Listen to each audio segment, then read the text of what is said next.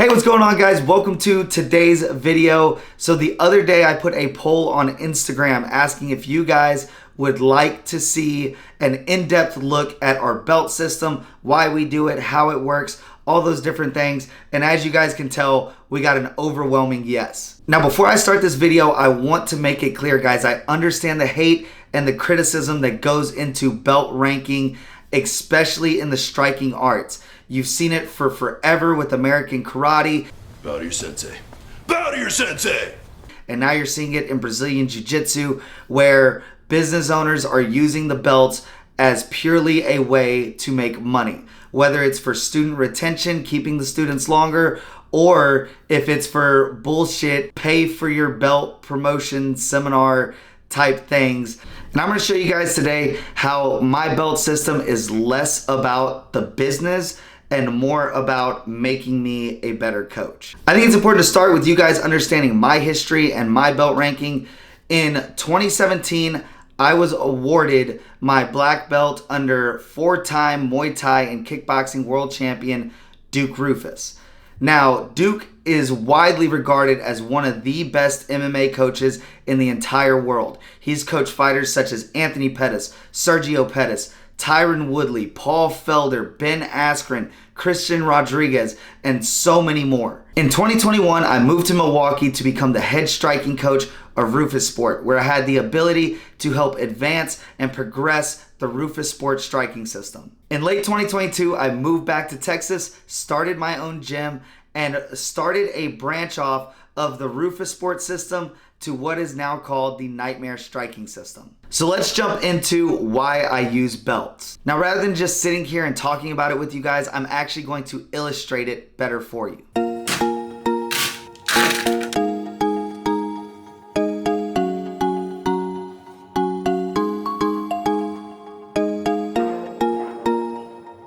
All right, so this right here is what is called a flow chart.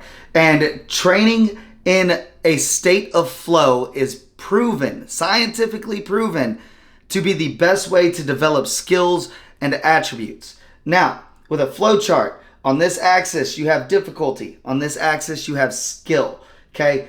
If your skill level is too low and the difficulty of your training is too high, you will reach the point of anxiety or stress to where you're not being able to develop.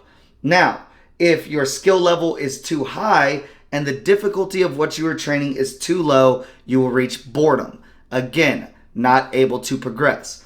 The best place to be is what is called the flow state, in this in-between area to where your skills and the difficulty are all flowing together.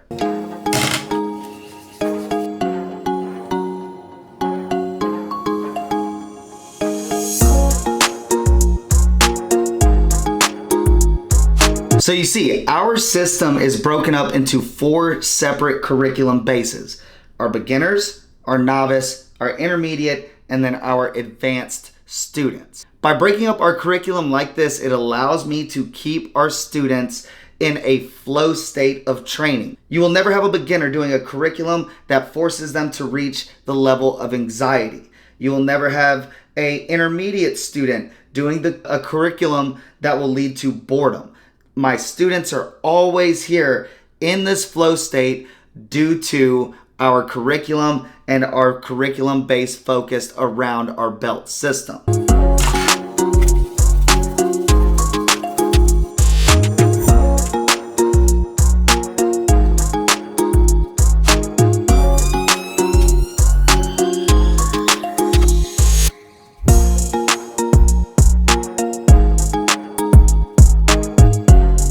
Alright guys, so let's go ahead and jump into how the system works. So here we have all of my curriculums: my beginners, my novice, my intermediate, my advanced.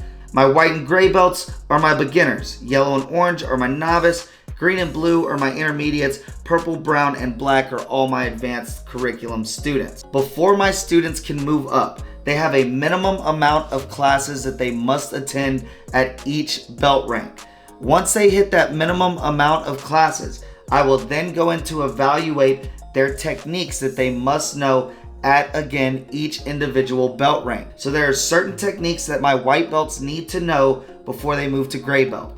when they reach their minimum amount of classes, I will go and evaluate their techniques and see if they're ready to move to gray belt. At gray belt, there's a minimum amount of classes. Once they reach that, I will evaluate their technique. Then they will move to yellow, in which they will move to a whole new curriculum and class that they will be doing more advanced techniques. Again, keeping them in that flow state of training. All right, guys, before I close all this out, I'm going to jump into some of the rules of my system. There is no set amount of time at each belt. Because there is a minimum amount of classes that you must do, that does not mean that you are going to rank up once you hit that minimum.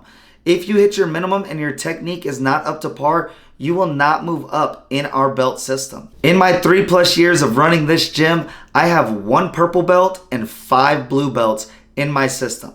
I have not promoted anybody higher than that. I have many students that have been green belts for 2+ years now. I'm a green belt, motherfucker. I refuse to move a student up before they are ready for their next belt.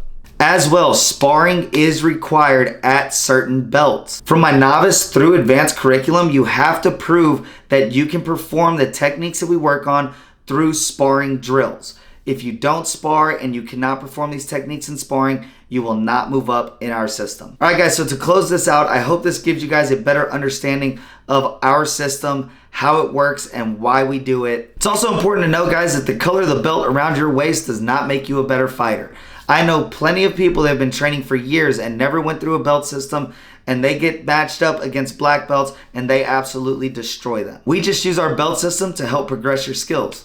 I hope you guys enjoyed this video. If you did, please make sure to like, comment down below any questions you guys may have, and share this with your friends. Also, if you haven't yet, hit that subscribe button. I'm gonna be dropping a whole bunch of new content here very soon. Thanks, guys.